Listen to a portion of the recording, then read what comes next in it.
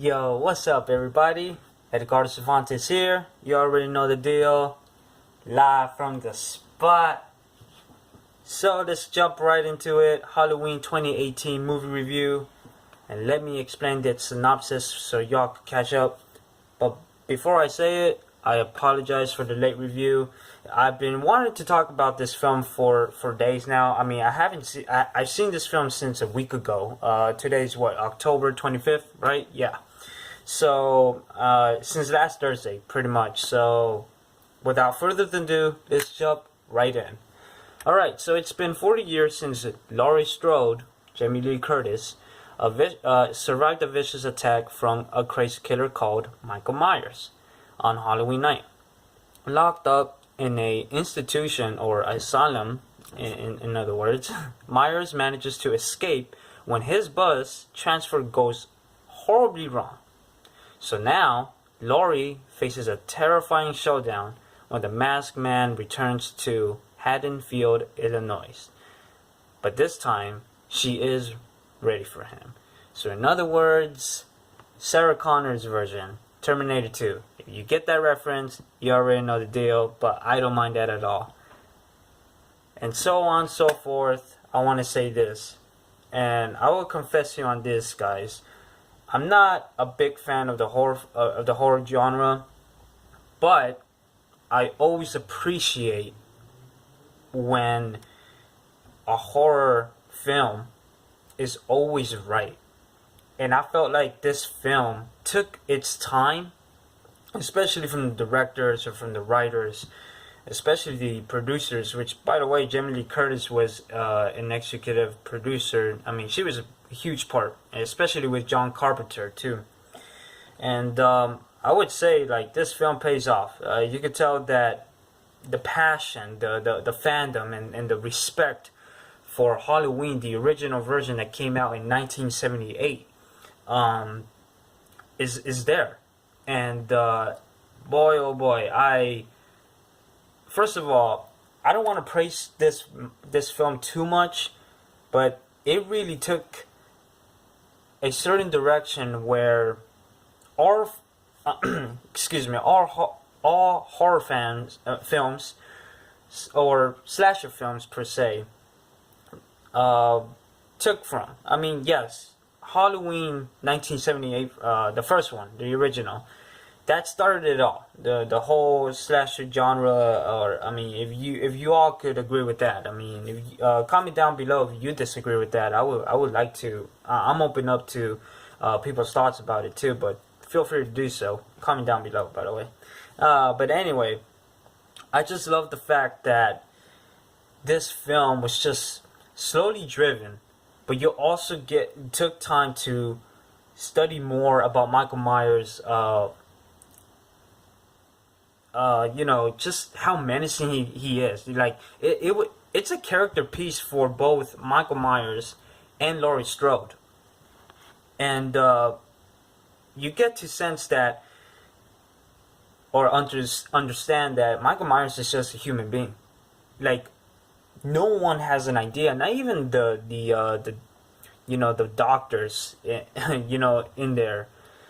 in the facility or the institution that I mentioned before from the synopsis. You can't even, he even doesn't understand why he kills.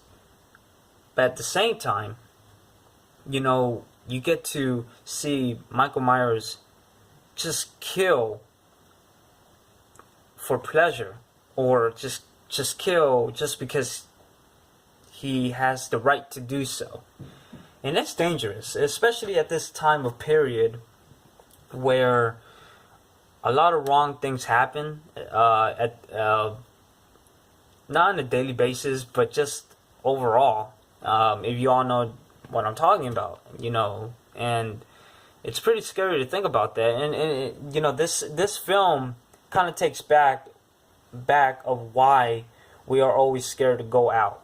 Especially when we are teenagers, and whoever is petrified or paranoid, whoever has paranoid problems. And that's what I'm leading this up to. Like, some people have this problem of being scared all the time or overprotective, just like Laurie Strode's character. Anybody could relate to that. I mean, imagine witnessing something like that when you're very young, and then protecting the ones you love once the years pass by, but you still consider them crazy. Like that's an approach that I really appreciate, because it's real. Like someone could relate to that. Someone in your family could relate to it, or your friends. You know, and I like that about this film, about Laurie Strode's character. Like, you thought that she lived happily ever after, but no. Remember, a spoiler alert from the first film, but remember what she said at the end.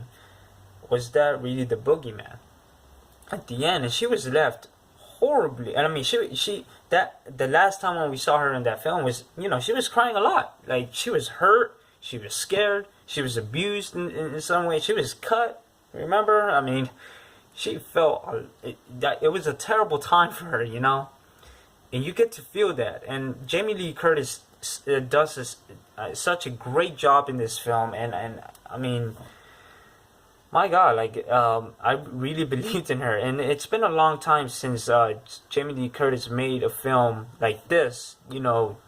She loves, you could tell that she loves this character so much too. Like, in a way, she could relate to her, and that's what I like about it, and everything. So another positive part, Michael Myers, obviously the whole killing, the genre, as the film goes on. He is an old man. Like, many people forget that. Like, this isn't really aged Michael Myers, like a 70 or 60 8-year-old a serial killer on the loose. But at the same time, there was some good kills here, good throwback kills, especially because of how many iconic kills that he made from the franchise itself. But at the same time, there were some were uncomfortable, but then at the same, you don't how you call it, I mean, it's Michael Myers, like, you appreciate that, but then there were some kills that were, like, funny, I guess. I mean, because there's one particular part, which I won't spoil it, but if y'all know what I'm talking about, it takes place where the babysitter is at at the kid's house, right? And there's just one particular scene that was so funny. Everybody laughed when I went to the theater, and that was hysterical. But yeah, it was like, yep, that's pretty much how I would react as well, even especially as a kid. Like, no, fuck this. But yeah, my problems with the film, there was some editing problems. Like, there was this one part where a girl was running in the woods in the middle of nowhere, where there was one particular scene that was so quiet, and then she was just running, and then she screamed at her. It was just one nitpicky thing, but it was just, like, that wasn't necessary.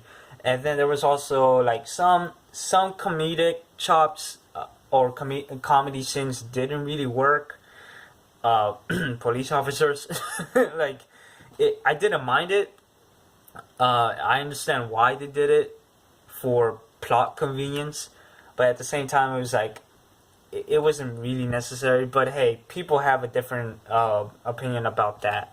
But yeah, but the comedy here really worked, because that's what it really needed at some serious situations where, Laurie Strode was feeling just paranoid and very protective for her family. And I mean, when there's something serious that gone wrong too, that's how like, we need some laughter in some scenes, but at the same time, it wasn't over the top. The film took itself seriously to the level where you really, really understood the motivations. You still don't understand why Michael kills for the sake of it, but he is so menacing that he still got it. Like, damn, that old man, like, he all he does and all he ever thinks about is just killing. That's it. I mean, for a particular reason or for no reason. Like it's a scary thing, you know. But anyway, the cast was amazing. The director of this film, credit to David Gordon Green. And by the way, Danny McBride, David Gordon Green, the director, and Jeff Fradley, these guys are the ones who wrote the screenplay. And you could tell that Danny McBride, of all people, of all comedians, he was responsible for, you know, of also making this film worth watching. And you could tell that the whole respect and the whole drama to this film really worked. So I just appreciate that. And like I said earlier, you know, the whole aspect of the fandom and appreciating the Halloween franchise itself. And just letting you know, this is a sequel to the first one, so ignore the other films that came upon before. So this is like literally the sequel to the first one. So if you guys don't really understand, well, there you go. So that's all I gotta say. My score for this film overall, it will be a 7.5 out of 10. I really enjoyed the film. It's slow pacing in some moments, but they're not a lot of jump scares, which I do really appreciate. But comedy scenes didn't really work, and also some of the cut scenes that were edited on the wrong place that didn't really work as well. But overall, you believed in the performances, you believed in the story. I mean, I bought into it. I really recommend this film to be watchable. Right now, it's hitting off and breaking the records of this month of October. So, I mean, it's doing really good. It's getting high praise. 7.5 out of 10. It's not a bad score for this film, but it is good, considerably good for a horror film, and it's just great to watch, and I'm really happy to experience this in the theaters, especially for the first time experiencing a horror film. I know, right? So, credit to credit's due. Shout out to my cousin Eric who saw it with me. And yeah, let me know what you all think about Halloween 2018. What did you like about it? What didn't you like about it? What is your favorite of the franchise as well? You could count Halloween Resurrection or H20 if you want, or even Halloween 3, A Season of the Witch, even though he doesn't come out in it, or whichever Halloween film you like. Please let me know. Like, share, you already know, and don't forget, subscribe to my YouTube channel. Follow me at Ed Cervantes on Twitter and on Instagram. Until next time, you already know. Let's take care, y'all. Yeah.